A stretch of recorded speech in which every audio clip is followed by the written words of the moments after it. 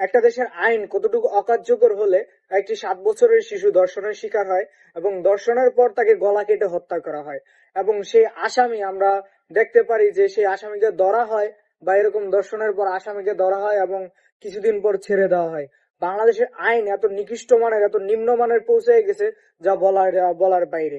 আমি তার বাবাকে দেখলাম যে বলতেছে যে আপনারা এর বিচার করতে পারবেন না, এই বিচার আপনারা কোনোদিনই করতে পারবেন না। কারণ বাংলাদেশে আমরা বিগত দিনগুলোতে দেখেছি যে এরকম দর্শনের পর যারা দর্শন করে তারা একটা মব সৃষ্টি হলে বা জনগণ যখন চাপ দেয় সরকারকে, সরকার ধরার পর কিছুদিন পর দেখি সেই দর্শনকারী টাকার বিনিময়ে বা কোনো ক্ষমতার বলে তারা বেরিয়ে যায়।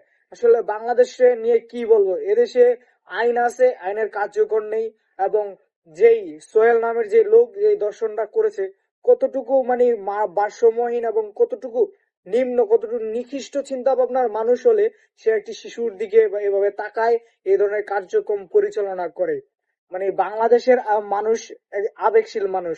আসলে রামি স্যার বাবা যেই কথাটা বলেছে যে এর চেয়ে বড় কোনো ঘটনা ঘটবে, আপনারা এই ঘটনাকে ভুলে যাবেন। আসলে কথাটা রামি স্যার বাবা খারাপ বলে নেই, কারণ আমরা বাংলাদেশের প্রেক্ষাপটে আমরা অনেক দেখেছি যে এরকম ঘটনা ঘটেছে, ধর্ষণ হয়েছে, খুন হয়েছে। তারপরে জনগণ আন্দোলন করেছে, জনগণ অনেক সরকারকে চাপ দিয়েছে। এর কিছুদিন পরেই মানুষ 1 সপ্তাহ 2 সপ্তাহ পর এই ঘটনা ভুলে গিয়েছে এবং সরকারও সেটা দামাচাপা দিয়ে দিছে। আজকে দেখতে পেলাম যে বাংলাদেশের স্বরাষ্ট্রমন্ত্রী সালাউদ্দিন সাহেব এবং বাংলাদেশের প্রধানমন্ত্রী তারা তাদের বাড়িতে আসছে, কথা বলেছে। আমরা বিগত সময়গুলো তো দেখেছি যে এরকম বড় একটা ঘটনা ঘটে বা যে অনলি সোশ্যাল মিডিয়া ভাইরাল হলেই বিভিন্ন জনপ্রতিনিধিরা আসে বা সেটার বিচার নিয়ে কথা ওঠে, তাও কিছু সময়ের জন্য। আর সোশ্যাল মিডিয়ার বাইরে বা যে দর্শনগুলো সোশ্যাল মিডিয়াতে আসে না, কারণ সোশ্যাল মিডিয়াতে কম জিনিসই আসে। আর সোশ্যাল মিডিয়াতে ভাইরাল হলেই যে বিচারের কথা উঠবে বা উঠতে হবে এরকম কেন বিষয়? বাংলাদেশের আইন এরকম হতে হবে যে যে বিষয়গুলো নিয়ে কথা উঠতেছে বা যে দর্শনগুলো হতেছে, একটা যদি আপনি সঠিকভাবে বিচার করে দেন, আসেন না আপনি ইসলামিক শাসনে এসে একটা বিচার করে দেন, দুইটা বিচার করে দেন, জনসম্মুখে পাথর মেরে তাদেরকে হত্যা করেন যারা দর্শনের শিকার, যারা দর্শন করেছে। সুতরাং এভাবে যদি আপনি কিছু দৃষ্টান্তমূলক শাস্তি স্থাপন করতে পারেন, তাহলেই এদেশের মানুষ বা এই দেশ থেকে এগুলা করা থেকে মানুষ বিরত থাকবে। এখন দেখতেছে যে দর্শন করলো একটা, কিছুদিন পর টাকা দিয়ে বের হয়ে গেল, ক্ষমতা বলে বের হয়ে গেল, রাজনৈতিক ক্ষমতা, বিভিন্ন ক্ষমতা বলে। বাংলাদেশে টাকা হইলে হয় না এমন কোনো জিনিস না। আমরা বিগত দিনগুলোতে দেখেছি শিশু ধর্ষণ থেকে শুরু করে বাংলাদেশে বড় বড় যে খুনগুলো হয়েছে, বড় বড় মার্ডার গুলো হয়েছে, আমরা দেখেছি মানুষের কিছুদিন আবেগ থাকে, সে আবেগটা যতদিন থাকে অতদিন এটা নিয়ে সরকার কথা বলে, প্রশাসন কথা বলে, বা আন্দোলন সৃষ্টি হলে এটা নিয়ে সরকার প্রশাসন কথা বলে। কিন্তু আমরা একটা বিষয় স্পষ্ট করে দেখেছি যে কিছুদিন পর মানুষ যেটা যখন ভুলে যায়, নতুন একটা ঘটনা সামনে আসে, তখনই কিন্তু এই ঘটনাগুলো ধামাচাপা পড়ে যায়। সুতরাং এমন ভাবে বিচার স্থাপন করতে হবে যে নেক্সটে কোনো অপরাধী, কোনো দর্শনকারী এই ধরনের চিন্তা ভাবনা করতে হলে যে দ্বিতীয়বার ভাবতে হয় যে আমার এর পরিণতি কি হবে।